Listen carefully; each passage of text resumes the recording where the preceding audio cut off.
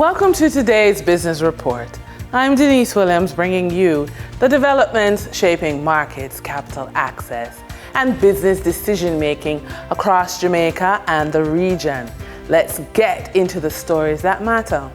Donovan Wignall, a former ranking member of the Economic Program Oversight Committee and treasurer of the Small Business Association of Jamaica, says the Jamaican people will have to endure a cut in their standard of living because of the impact of Hurricane Melissa and the war in the Middle East on inflation. Inflation was running at 4.3% during the 12-month period in March, and the Bank of Jamaica is projecting a rate of 7.5% by the end of the year.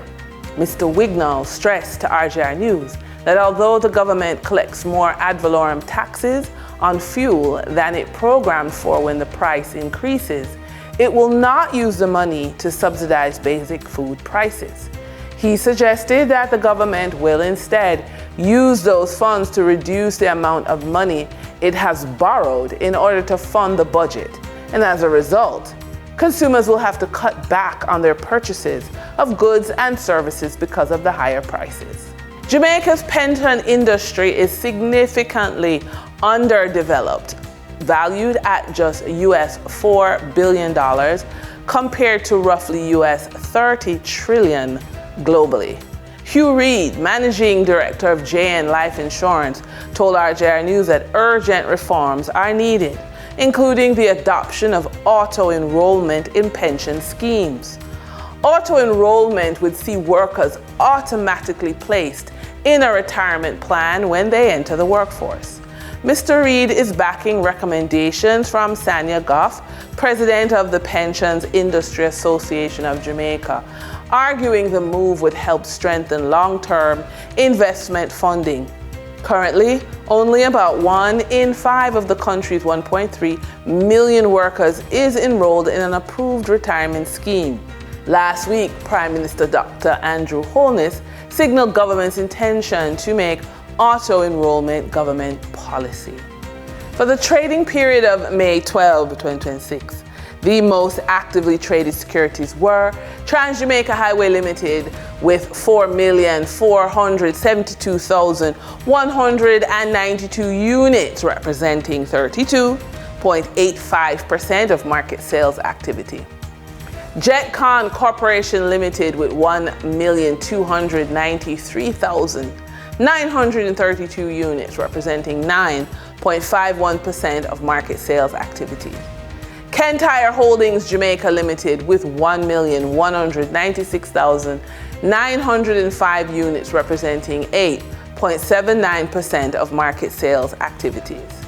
Investor activity remained concentrated in auto sales, transportation, and distribution plays, signaling continued interest in dividend-producing and strategic assets. Turning to the foreign exchange market based on Bank of Jamaica data for May 12, 2026. Forex traders recorded significant activity with strong demand across major currencies. For the US dollar, trading margins reflected steady liquidity, with the US selling at $157.20 and buying at $159.14. For the Canadian dollar, moderate gains supported by 69-cent transaction spreads. The Canadian dollar sold for $115.89 and was bought for $115.20. For the British pound, continued volatility offered short-term trading opportunities of $3.17 in profits for the banks. The British pound sold for $214.16 and was bought for $210.99. These movements underscore the importance of cash flow timing and currency awareness for businesses managing import costs, debt servicing, or overseas exposure. For our credit report tip of the day, let's talk about the hidden link between mobility, travel around the world, and your credit.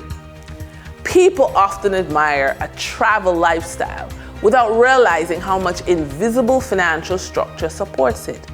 The people moving smoothly through airports, conferences, retreats, and international opportunities are often supported by organized cash flow, good repayment history, low utilization of their credit card, strategic use of credit products, long-term financial planning. The goal is not reckless spending for appearances. The goal is building a financial reputation that supports freedom of movement. And that's today's business report. I'm Denise Williams, bringing clarity to capital markets and strategy. Until next time, stay informed, stay intentional, and keep building forward. See you soon.